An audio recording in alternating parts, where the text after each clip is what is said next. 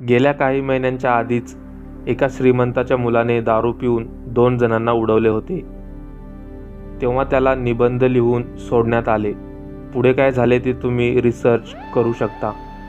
आता असाच प्रकार पुन्हा घडला आहे, तेही पुण्यातच। पुण्यात हा 19 वर्षीय तरुण दारू पिऊन गाडी चालवत होता। त्याने अनेक गाड्या ठोकल्या। हा प्रकार पाहून नागरिक प्रचंड संतापले व त्याला गाडीच्या बाहेर काढू पाहत होते, पण तो बाहेर येत नव्हता।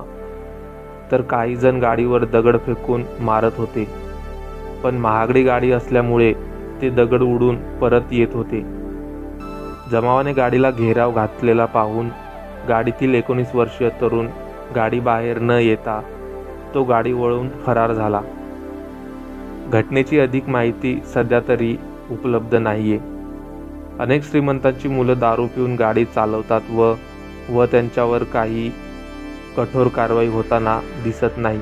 त्यामुळे गरिबांनीच आपलं नीट जपून वाहने चालवावी आणि जास्त करून पब्लिक ट्रान्सपोर्टचा वापर करावा। मोठ्या शहरांमध्ये रोड हे श्रीमंत लोकांसाठीच आहेत, अशा तिखट प्रतिक्रिया लोक देत आहेत। सामान्य माणूस काहीच करू शकत नाही। आता मी तुम्हाला म्हणालो की या व्हिडिओला लाईक, सबस्क्राईब करून जास्तीत जास्त शेअर करा, म्हणजे लोक जागरूक होतील। पण तुम्ही तेही करणार नाहीत हे मलाही माहीत आहे। त्यामुळे जे जसं आहे ते तसंच चालू राहणार।